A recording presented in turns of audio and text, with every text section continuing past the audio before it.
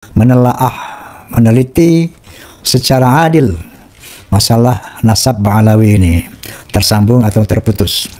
Oleh karena itu, dalam rangka keseimbangan informasi, saya di samping telah mengundang dari pihak Kiai Imaduddin, kemudian juga Dr. Sugeng, Menahem Ali, Profesor, dan juga dari pihak Ba'alawi saya telah mengundang Habib Taufik As-Saqaf. Namun sayang beliau nggak hadir, dan juga setelah mengundang siapa namanya, Habib Lutfi bin Yahya ke kantor beliau, tapi sayang sampai hari ini juga tidak ada jawaban. Dan juga telah saya undang tentu saja sahabatku yang keren Habib Rizik Syihab. Juga sayang sekali beliau menolak untuk hadir, katanya dengan alasan Rhoma Irama nggak netral gitu. Kenapa nggak netral? Karena Rhoma Irama telah mendapat kartu anggota dari PWI. Itu telah diberikan apa namanya, bendera bla bla bla bla. Ini fitnah nih, Beb. Fitnah ini fitnah nih. Proses jangan. Takbir. Sallu ala Nabi. Beb, ente bisa aja, Beb. Itu namanya apa namanya, penyematan jas atau jaket ormas. Itu sering banget aneh, Beb. Bahkan jas partai sering disematkan itu sebagai penghormatan, penghargaan. Jadi ente nggak usah ngeliat ke situ, Beb. Wallahi saya nggak terima kartu anggota yang ente bilang, Beb. Nah, ente bohong nih. Tapi aneh maafin ente, Beb. Aneh cinta antum. Datang aja, Beb, nanti bawa tuh jaket FPI, ame jaket Rabitul Alawi aneh pakai. Oke? Tapi datang, oke? Biar seimbang, Beb. Masya Allah, Habibana.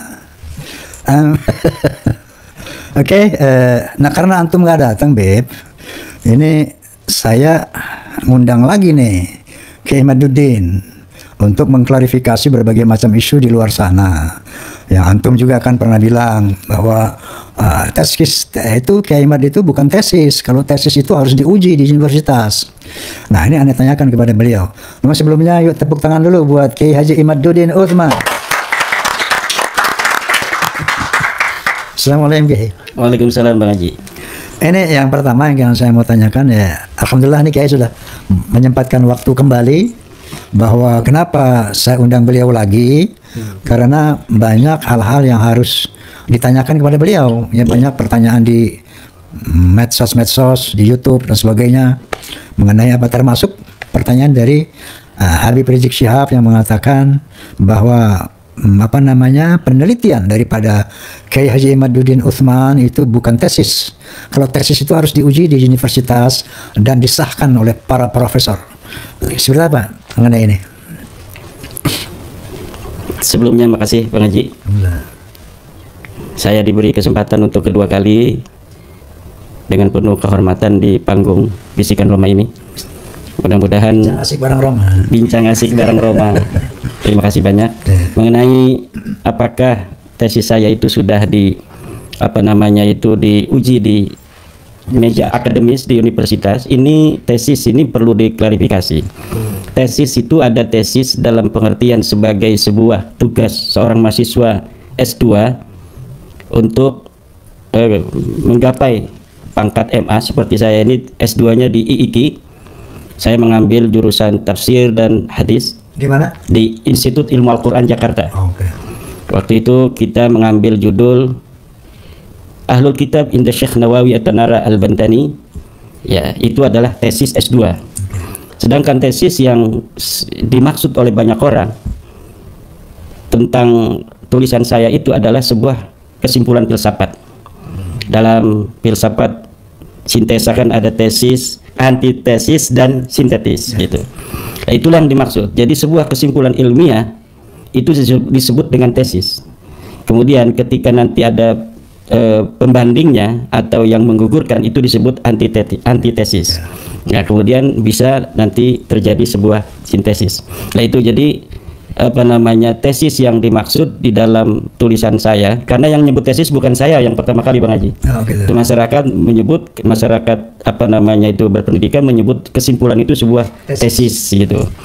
Tetapi menyebut itu tesis bukan antum ya? Bukan yang pertama kali. Tetapi apapun itu, bahwa dibandingkan dengan tesis S2 saya yang dari IIKI itu yang berjudul Ahlul Kitab Inda Syekh Nawawi Al-Bantani, yang hanya diuji oleh beberapa profesor ketika ujian akhir sidang munaqashah, maka tesis saya ini tentang dalam tanda kutip ya, tesis dalam tanda kutip tentang terputusnya nasab Balawi ini, itu diuji oleh para akademisi se-Indonesia di rumah-rumah mereka.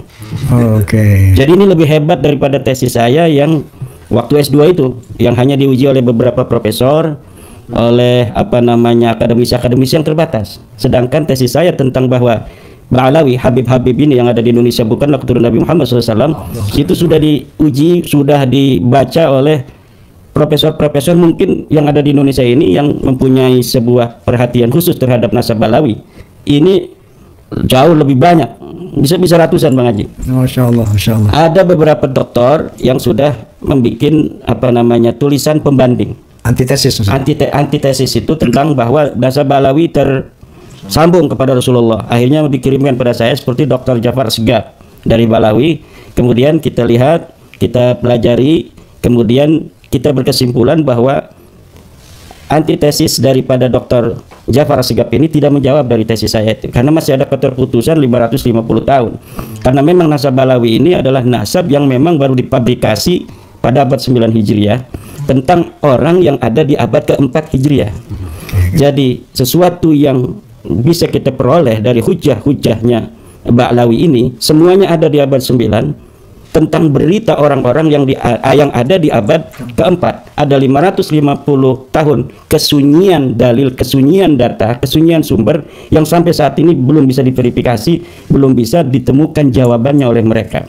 Dan menurut saya Bang Haji tidak akan pernah mereka menemukan jawaban itu. Karena apa? Algoritma kedustaan yang dibangun pada abad 9 itu sudah sangat presisi. Saya dapat melihat bagaimana mereka membangun nasab mereka itu pada abad ke-9 dengan cara-cara yang tidak masuk di dalam kategori tidak masuk dalam scientific evidence. Jadi tidak bisa dibuktikan di dalam meja ilmiah. Bagaimana itu mereka mengkonstruksi nasab mereka di abad 9 ya dengan cara nebak-nebak saja, menyusun nama-nama sedemikian rupa agar tersambung kepada Ahmad bin Isa yang wafat 345 Hijriah, sedangkan dia yang menulisnya ada di tahun 895 Hijriah. Untuk keperluan tersambungnya nasab mereka itu, mereka membutuhkan nama-nama. Akhirnya disusunlah nama-nama itu sampai ke Ahmad bin Isa. Dan saya telah menelusuri seluruh nama-nama yang dibangun itu. Dari mulai Ahmad bin Isa katanya punya anak namanya Ubaid, Ubaid punya anak namanya Alwi, Ali punya anak namanya Muhammad, Muhammad punya anak namanya Alwi, Alwi punya anak namanya Ali, Ali punya anak namanya Muhammad, punya anak lagi namanya Ali, punya anak namanya Fakih Muqaddam. Setelah Fakih Muqaddam ini adalah orang yang fiktif secara orang, individunya nggak ada, juga secara kesejarahannya. Kalau mulai dari Fakih Muqaddam, saya berhusnudzon orangnya ada, tetapi kesejarahannya yang dibangun, katanya dia adalah seorang imam, seorang ulama besar, seorang mujtahid mutlak, itu fiktif kesejarahannya, tapi individunya historis. Individunya ada.